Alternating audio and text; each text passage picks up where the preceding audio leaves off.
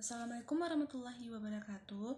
Nama saya Yulia Agustina dan kelompoknya ada Munawarah dan Huriyatunisa. Kami dari kelompok 5 unit 2. Materi yang kami sampaikan adalah berjudul analisis cross section. Analisis cross section itu adalah perbandingan data keuangan suatu perusahaan dengan perusahaan industri yang sejenis. Akan bermanfaat untuk melihat prestasi perusahaan relatif terhadap industri dan juga bermanfaat dalam kasus khusus seperti menentukan bonus bagi manajemen perusahaan. Bonus bagi manajemen perusahaan, ada beberapa perusahaan ditentukan berdasarkan keuntungan. Perusahaan relatif terhadap industri. Definisi industri sejenis adalah kesamaan dalam jenis bahan baku supplier. Contohnya seperti kesamaan dari sisi permintaan. Kriteria pengelompokan industri didasarkan atas produk yang dihasilkan. Contohnya misalkan kebutuhan komunikasi, penghasilan komputer visi atau mesin fax bisa bersaing, kamera dan HP. Sedangkan industri merupakan suatu kegiatan ekonomi yang mengolah barang mentah, bahan baku, barang setengah jadi, atau barang jadi untuk dijadikan barang yang lebih tinggi kegunaannya. Analisis cross section ini perbandingannya dengan perusahaan atau industri yang sejenis akan bermanfaat untuk melihat prestasi perusahaan yang relatif terhadap industri, dan juga bermanfaat dalam kasus seperti untuk menentukan bonus bagi manajemen perusahaan. Akan bermanfaat untuk melihat prestasi perusahaan relatif terhadap industri, dan juga bermanfaat dalam kasus seperti untuk menentukan bonus bagi manajemen perusahaan. Apabila perusahaan memperoleh untung di atas industri, manajemen perusahaan akan memperoleh bonus dan tidak memperoleh bonus apabila terjadi sebaliknya.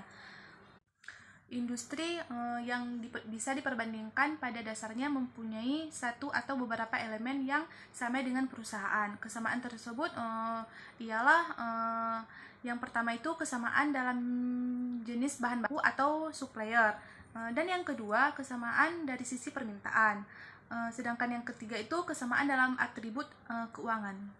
Sekian dari saya dan akan dilanjutkan oleh kawan saya yang bernama Munawarah. Saya Munawarah akan melanjutkan penjelasan dari Yulia Agustina, yaitu perbandingan cross-section. Analisis cross-section atau perbandingan dengan perusahaan atau industri yang sejenis akan bermanfaat untuk melihat prestasi perusahaan relatif terhadap industri, dan juga bermanfaat dalam kasus khusus seperti untuk menentukan bonus bagi manajemen perusahaan. Bonus bagi manajemen perusahaan pada beberapa perusahaan ditentukan berdasarkan keuntungan perusahaan relatif terhadap industri.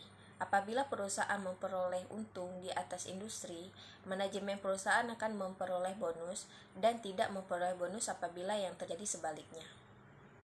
Banyak juga perusahaan yang mempunyai usaha pokok atau tertentu, tetapi juga mempunyai usaha pada sektor ini, yang barangkali tidak terlalu dominan proporsinya. Kebanyakan laporan keuangan perusahaan semacam ini juga bersifat konsolidasi, tidak melaporkan per segmen. Perhatikan urutan semacam ini. Yang pertama itu perusahaan dan kegiatan tunggal pada sektor yang relevan atau laporan keuangan yang tersedia.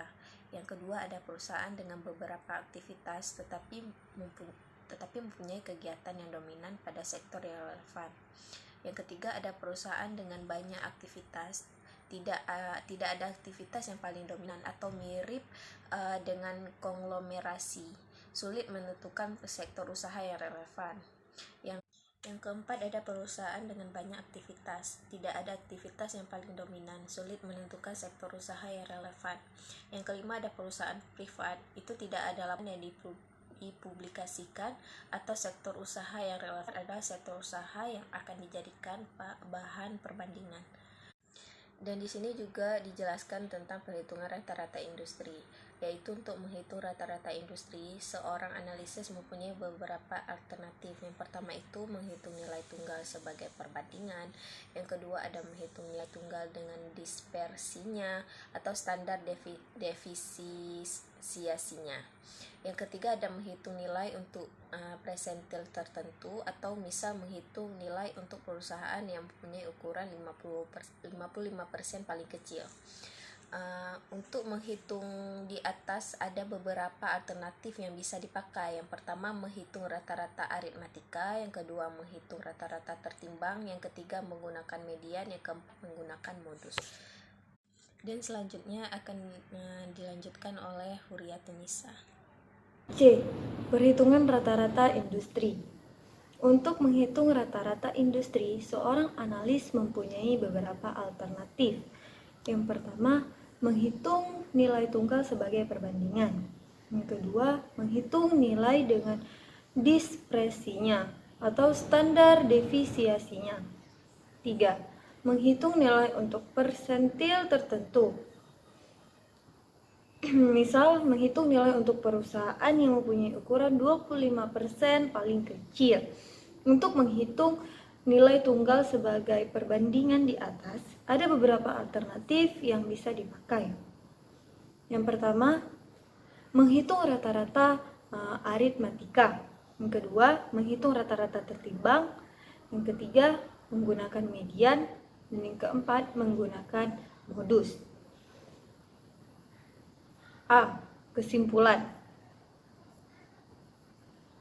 Analisis keuangan yang lebih tajam bisa memperoleh gambaran yang jelas mengenai prestasi perusahaan. Dapat diketahui dengan analisis perbandingan. Analisis ini dilakukan dengan perbandingan terhadap data masa lalu ataupun dengan perbandingan terhadap perusahaan lain atau rata-rata industri, analisis cross section pada titik tertentu. Mendefinisikan industri bukan merupakan pekerjaan yang mudah. Ada beberapa cara untuk mendefinisikan industri. Yang pertama, kesamaan dalam jenis bahan baku. Yang kedua, kesamaan dari sisi permintaan. Dan yang ketiga, kesamaan dalam atribut keuangan. Masalah lain yang timbul dalam analisa perbandingan adalah tidak jelasnya industri yang relevan. Sebagai contoh, apabila ada suatu perusahaan yang tidak go public, padahal perusahaan tersebut cukup dominan, angka-angka industri tidak representatif. Masalah lain adalah adanya beberapa perusahaan yang bergerak dalam berbagai jenis usaha dan laporan keuangan yang diterbitkan adalah laporan keuangan konsolidasi. Informasi per segmen industri tidak dipublikasikan. Dalam situasi di mana tidak ada standar industri, maka akan sulit untuk melakukan perbandingan, sehingga harus dilakukan secara hati-hati agar standar nilai yang diambil tidak keliru atau nyaris bisa diukur standarisasinya. Perhitungan rata-rata industri bisa dilakukan dengan rata-rata aritmatika, rata-rata tertimbang, median, atau modus. Data outlier bisa dihilangkan apabila kita berasumsi bahwa data tersebut adalah kejadian luar biasa. Perbandingan industri mempunyai asumsi implisit bahwa resiko bisnis antar industri berbeda. Dan dengan demikian, perbandingan dengan industri bisa dilakukan.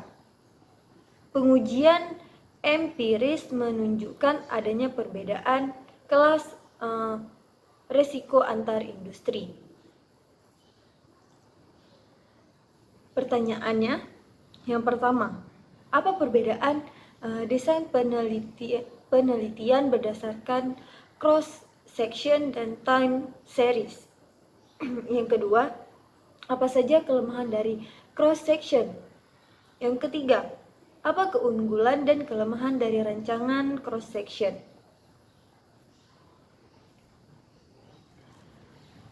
Sekian presentasi dari kelompok kami.